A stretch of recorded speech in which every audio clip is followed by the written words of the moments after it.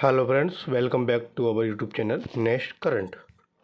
आज है 20 नवंबर 2021 और 20 नवंबर 2021 के जो भी करंट अफेयर्स के इम्पोर्टेंट क्वेश्चंस होंगे उन्हें मैं यहाँ डिस्कस करूँगा और सभी क्वेश्चन से रिलेटेड आपको फैक्ट भी बताता हुआ चलूँगा। आप आज की वीडियो की PDF फाइल हमारे टेलीग्राम ग्रुप से डाउनलोड कर सकते हैं।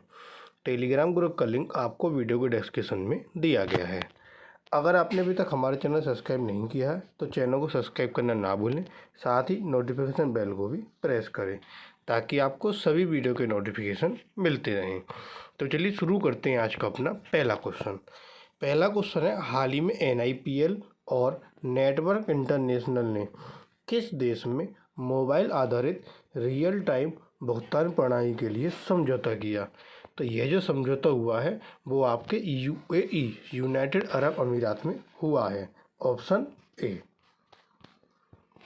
नेटवर्क इंटरनेशनल मध्य पूर्व और अफ्रीका में डिजिटल कॉमर्स को सक्षम बनाता है। UAE में नेटवर्क इंटरनेशनल के मर्चेंट नेटवर्क पर UPI मोबाइल भुगतान समाधान का प्रस्तावित रोल आउट 2022 की पहली तिमाही में शुरू होने की उम्मीद है। UPI, जिसको हम यूनिफाइड पेमेंट इंटरफेस बोलते हैं, वह एक त्वरित रियल टाइम भुगतान प्रणाली है जिसे भारतीय राष्ट्रीय भुगतान निगम द्वारा विकसित किया गया है, जो अंतर बैंक लेन देन की सुविधा प्रदान करता है। UPI विश्व स्तर पर सबसे सफल रियल टाइम भुगतान प्रणालियों में से एक बन गया है। अब UAE में इस पहल को शुरू किया गया, ये समझौता जो हुआ UAE में हुआ। तो आइए UAE के बारे में जानते हैं। ये है आपका UAE यूनाइटेड अरब अमीरात, जिसकी राजधानी आबू धाबी। वहाँ की मुद्रा UAE दिरहम। वहाँ के जो राष्ट्रपति है खलीफा बिन जायद अल नायम।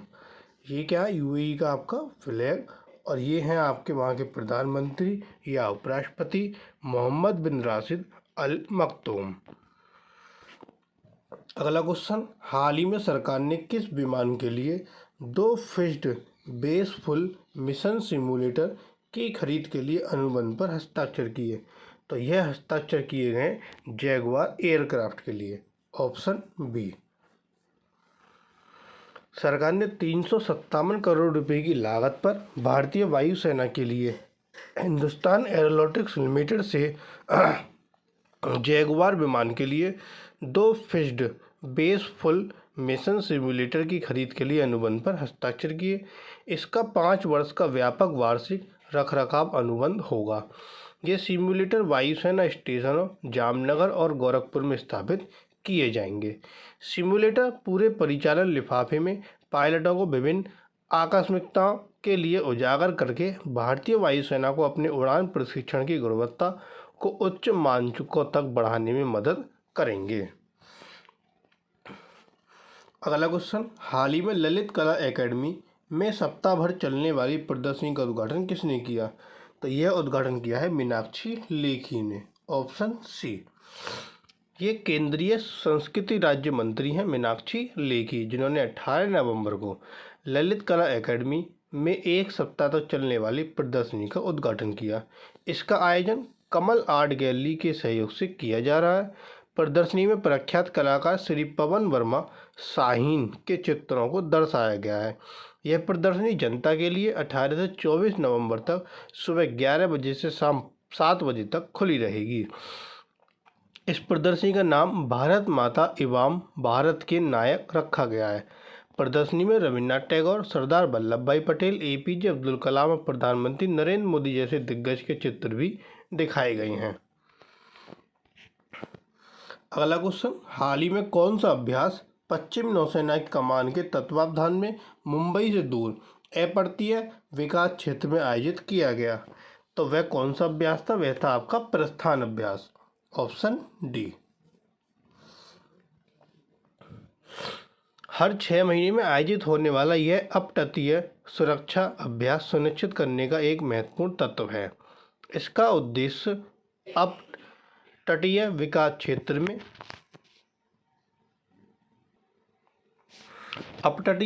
क्षेत्र में विभिन्न आकस्मिकताओं के लिए प्रतिक्रिया क्रियाओं को परिष्कृत करने में सभी समुद्री हितधारकों के प्रयास को एकीकृत करना। जो समुद्री हितधारक है इसमें भारतीय नौसेना, भारतीय वायुसेना, तटरक्षक बल, पोर्ट ट्रस्ट, सीमा शुल्क, राज्य मत्स्य विभाग और समुद्री पुलिस शामिल हैं। आतंकवादी घुसपैठ, बम विस्फोट, बड़ी आग, तेल रिसाव, जहाज पर सवार, हताहतों की निकासी, पोत के नियंत्रण के नुकसान और सामूहिक निकासी जैसी आकस्मिकताओं का अभ्यास किया गया।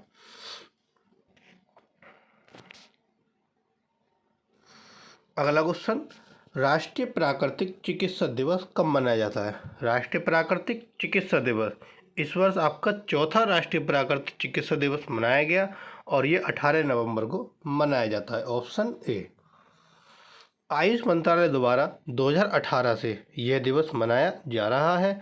आज के दिन 1945 में, आज के दिन का मतलब 18 नवंबर के दिन 1945 में Mahatma Gandhi all India nature cure foundation trust के आजीवन अध्यक्ष बने थे। इस अवसर पर केंद्रीय आयुष राज्य मंत्री मुंजपारा महेंद्रभाई ने रोग मुक्त भारत अभियान की शुरुआत की। गांधी जी को भारत में प्राकृतिक चिकित्सा का संस्थापक माना जाता है क्योंकि उनके प्रयासों से ही यूरोप में उत्पन्न हुई यह प्रथा भारत में लोकप्रिय हुई। अगला क्वेश्चन, विश्व शौचालय दिवस कब मनाया जाता है? विश्व शौचालय दिवस 19 नवंबर को मनाया जाता है। Option C. विश्व शौचालय दिवस वैश्विक स्वच्छता संकट से निपटने के लिए कार्रवाई को प्रेरित करने के लिए 19 नवंबर को मनाया जाता है। कौन सा आपका विश्व शौचालय दिवस? इस वर्ष जो दिवस मनाया गया इसकी थीम थी वेलबींग टॉयलेट्स। 19 नवंबर को गैर सरकारी संगठन विश्व शौचालय संगठन की स्थापना सिंगापुर के एक परोपकारी व्यक्ति जैक सिम ने की थी। बाद में उन्होंने 19 नवंबर को विश्व शौचालय दिवस के रूप में घोषित किया। वर्तमान में सुरक्षित रूप से प्रबंधित स्वच्छता के बिना 3.6 बिलियन लोगों के लिए यह स्पष्ट है कि शौचालयों के बिना कोई स्थायी भविष्य नहीं होगा। अगला क्वेश्चन, हाल ही में श्रीमद्र मायरम पुस्तक के लेखक कौन हैं? तो इस पुस्तक के लेखक हैं शशि किरण। Option D. उपराष्ट्रपति एम वेंकैया नायडू ने 18 नवंबर को हैदराबाद में इस पुस्तक का विमोचन किया। इसे केंद्रीय पर्यटन और संस्कृति मंत्री जी किशन रेड्डी के निजी सचिव श्री शशि किरण ने लिखा है और पुस्तक के प्रकाशक MS को विजय कुमार हैं। यह पुस्तक भगवान राम के जीवन पर आधारित है। अगला क्वेश्चन, हाल ही में PM मोदी ने झांसी में किसकी आगामी उत्पादन सुविधा की आधारशिला रखी? तो झांसी में आधारशिला रखी गई भारत डायनामिक्स लिमिटेड की। Option C. 19 नवंबर को झांसी में भारत डायनामिक्स लिमिटेड की एक आगामी उत्पादन सुविधा की आधारशिला रखी प्रधानमंत्री नरेंद्र मोदी ने। इसे 400 करोड़ रुपए की अनुमानित लागत से स्थापित किया गया। इस सुविधा का उपयोग टैंक रोधी निर्देशित मिसाइलों के लिए प्रणोपन प्रणाली बनाने के लिए किया जाएगा। यह संयंत्र 183 एकड़ भूमि में फैला हुआ है और इससे 150 लोगों को प्रत्यक्ष रोजगार मिलने की उम्मीद है। झांसी में रानी लक्ष्मीबाई की 113वीं जयंती के उपलक्ष्य में 3 दिवसीय समारोह के दौरान कई अन्य पहल और योजनाएं शुरू की गईं। अब झांसी में जो है इसके आधारशिला रखी गई। तो झांसी क्या आपका उत्तर प्रदेश में? तो यह है आपका उत्तर प्रदेश जिसकी राजधानी लखनऊ। वहाँ के मुख्यमंत्री योगी आदित्यनाथ, वहाँ की राज्यपाल आनंदीबेन पटेल। कुल जिलों की संख्या 75, लोकसभा सीटें 80 और राज्यसभा सीटें 31। अगला क्वेश्चन, हाल ही में मोदी जी ने भारतीय वायुसेना को पहला लाइट कॉम्बैट हेलीकॉप्टर किस राज्य में सौंपा? तो यह सौंपा आपके उत्तर प्रदेश राज्य में। Option D. प्रधानमंत्री नरेंद्र मोदी ने 19 नवंबर को उत्तर प्रदेश के झांसी में भारतीय वायुसेना को पहला लाइट कॉम्बैट हेलीकॉप्टर सौंपा। लाइट कॉम्बैट हेलीकॉप्टर दुनिया का अटैक हेलीकॉप्टर है जो 5000 मीटर की ऊंचाई पर लैंड और टेक ऑफ कर सकता है। उन्होंने भारतीय सेना को मेड इन इंडिया ड्रोन भी सौंपे जो पूरे देश में विभिन्न आवश्यकताओं के लिए उनका इस्तेमाल करेंगे। उत्तर प्रदेश में सरकार द्वारा बनाए गए डिफेंस इंडस्ट्रियल कॉरिडोर के झांसी नोड में यह पहली परियोजना होगी। नौसेना के लिए प्रधानमंत्री भारतीय विमान वाहक विक्रांत सहित नौसैनिक जहाज़ों के लिए DRDO द्वारा डिजाइन किया गया उन्नत इलेक्ट्रॉनिक वारफेयर सूट सौंपेंगे। अगला क्वेश्चन, हाल ही में उन्नत इलेक्ट्रॉनिक वारफेयर प्रणाली शक्ति किसके द्वारा डिजाइन और विकसित किया गया? तो जैसा कि अभी बताया गया था, इसको डिजाइन किया गया आपका DRDO के द्वारा और इसको डिजाइन और विकसित किया गया तो रक्षा मंत्रालय अनुसंधान प्रयोगशाला। तो इसका आंसर होता है आपका रक्षा इलेक्ट्रॉनिक्स अनुसंधान प्रयोगशाला, ऑप्शन डी। प्रधानमंत्री नरेंद्र मोदी ने झांसी में भारतीय नौसेना को उन्नत इलेक्ट्रॉनिक वारफेयर प्रणाली शक्ति सौंपी। शक्ति को रक्षा इलेक्ट्रॉनिक अनुसंधान प्रयोगशाला हैदराबाद द्वारा डिजाइन किया गया और विकसित किया गया। मिसाइल हमलों के खिलाफ भारतीय वायुसेना के जहाज की रक्षा के लिए सिस्टम को wide band electronic support measures के साथ एकीकृत किया गया है। ये जो शक्ति है EW प्रणाली समुद्री युद्ध के मैदान में इलेक्ट्रॉनिक प्रभुत्व और उत्तरजीविता सुनिश्चित करने के लिए आधुनिक रडार और जहाज-रोधी मिसाइलों के खिलाफ रक्षा की एक इलेक्ट्रॉनिक परत प्रदान करेगी। अगला क्वेश्चन, हाल ही में कौन सा देश पहली बार ICC अंडर-19 पुरुष क्रिकेट विश्व कप के 14वें संस्करण की मेजबानी करेगा? तो वह देश होगा आपका West Indies, option D. West Indies पहली बार ICC अंडर-19 पुरुष क्रिकेट विश्व कप के 14वें संस्करण की मेजबानी करेगा। 16 टीमें 4 मेजबान देशों में 14 जनवरी से 5 फरवरी 2022 तक 48 मैच में प्रतिस्पर्धा करेंगी। 4 मेजबान देश की पुष्टि एंटीगुआ और Barbuda, Guyana, saint Kitts and Nevis और त्रिनिदाद और टोबैगो के रूप में की गई, जिसमें 10 स्थानों पर मैचों की मेजबानी की गई। अगला क्वेश्चन, विश्व रोगाणुरोधी जागरूकता सप्ताह का विषय क्या है? विश्व रोगाणुरोधी जागरूकता सप्ताह जो आपका 18 नवंबर से 24 नवंबर तक मनाया जा रहा है, इसका जो विषय है spread awareness stop resistance, option D. इसका उद्देश्य वैश्विक रोगाणुरोधी प्रतिरोध के बारे में जागरूकता बढ़ाना और दवा प्रतिरोधी संक्रमण के आगे उभरने और प्रसार से बचने के लिए सर्वोत्तम प्रथाओं को प्रोत्साहित करना है। WHO ने AMR को शीर्ष 10 वैश्विक स्वास्थ्य खतरों में से एक घोषित किया है। योजना के प्रमुख उद्देश्य में से एक प्रभावी संचार, शिक्षा और प्रशिक्षण के माध्यम से रोगाणुरोधी प्रतिरोध के बारे में जागरूकता और समझ में सुधार करना है। अगला क्वेश्चन, राष्ट्रीय एकता दिवस कब मनाया जाता है? राष्ट्रीय एकता दिवस 19 नवंबर को इंदिरा गांधी की जयंती को चिन्हित करने के लिए मनाया जाता है, ऑप्शन सी। 19 नवंबर 2021 को भारत की पहली और अब तक की एकमात्र महिला प्रधानमंत्री इंदिरा गांधी की 104वीं जयंती है। उन्हें देश की आयरन लेडी के नाम से जाना जाता था। 19 नवंबर 1917 को जन्मी वह देश के पहले प्रधानमंत्री डॉक्टर जवाहरलाल नेहरू की बेटी थीं। अगला क्वेश्चन, हाल ही में आवश्यक वस्तु अध्यादेश 2020 को निरस्त किया गया, वह किस वर्ष के आवश्यक वस्तु अधिनियम में संशोधन करता है? तो वह संशोधन करता है 1955 के अधिनियम में, ऑप्शन सी। 19 नवंबर को प्रधानमंत्री नरेंद्र मोदी ने घोषणा की कि सरकार 3 विवादास्पद कृषि कानून को निरस्त कर देगी। 3 विवादास्पद बिल, किसान उपज व्यापार और वाणिज्य विधेयक 2020, दूसरा है किसान मूल्य आश्वासन और कृषि सेवा समझौता विधेयक 2020 और तीसरा है आपका किसान उत्पाद व्यापार और वाणिज्य।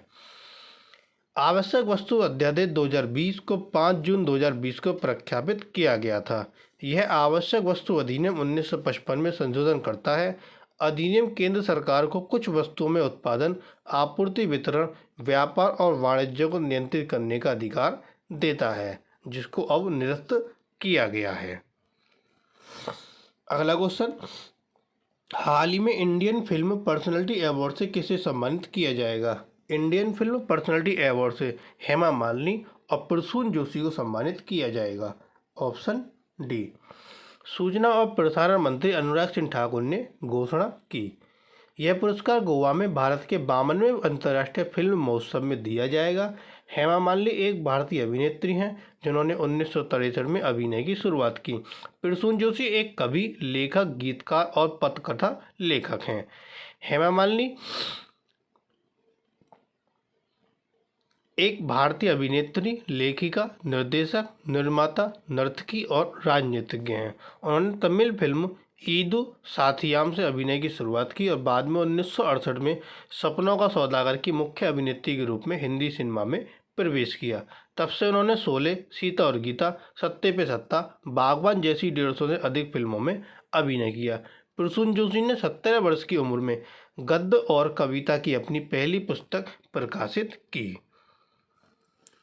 अगला क्वेश्चन, हाल ही में किस शहर में सेवा क्षेत्र के लिए विशेष क्रेडिट लिंक्ड कैपिटल सब्सिडी योजना शुरू की गई?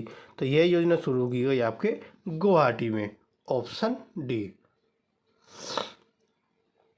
केंद्रीय एमएसएमई मंत्री नारायण राणे ने 19 नवंबर को गुवाहाटी में सेवा क्षेत्र के लिए विशेष क्रेडिट लिंक्ड कैपिटल सब्सिडी योजना शुरू की। यह योजना सेवा क्षेत्र में उद्यमियों की प्रौद्योगिकी संबंधी आवश्यकताओं को पूरा करने में मदद करेगी। इसमें अनुसूचित जाति, अनुसूचित जनजाति एमएसई को संस्थागत ऋण के माध्यम से संयंत्र और मशीनरी की खरीद के लिए 25% पूंजीगत सब्सिडी का प्रावधान है। अब गुवाहाटी में ये योजना शुरू हुई, गुवाहाटी आपका आसाम में। तो ये है आपका आसाम, जिसकी राजधानी है दिसपुर। वहाँ के मुख्यमंत्री हेमंत बिस्वा शर्मा, राज्यपाल जगदीश मुखी। कुल जिलों की संख्या 34, लोकसभा सीटें 14 और राज्यसभा सीटें 7। तो ये थे आपके आज के करंट अफेयर्स के इंपॉर्टेंट क्वेश्चन। अब आता है क्वेश्चन ऑफ द टुडे। हाल ही में सिडनी डायलॉग शिखर सम्मेलन की मेजबानी ऑस्ट्रेलिया सरकार ने किसके साथ की? तो यह मेजबानी किसके साथ की? 4 ऑप्शन आपको दिए गए, एक आंसर आपको कमेंट बॉक्स में देना है। और जो कल क्वेश्चन पूछा था कि हाल ही में कौन सा देश डिजिटल दूतावास स्थापित करने वाला पहला देश बन जाएगा? तो वह देश होगा आपका बारबाडोस। Option D. तो ये थे आपके आज के करंट अफेयर्स के इंपॉर्टेंट क्वेश्चन। अगर आपको वीडियो पसंद आए तो वीडियो को लाइक, कमेंट और शेयर जरूर करें। साथ ही साथ अगर आपने अभी तक हमारा चैनल सब्सक्राइब नहीं किया है तो चैनल को सब्सक्राइब कर नोटिफिकेशन बेल को जरूर प्रेस करें ताकि आपको सभी वीडियो के नोटिफिकेशन मिलते रहें। Thank you.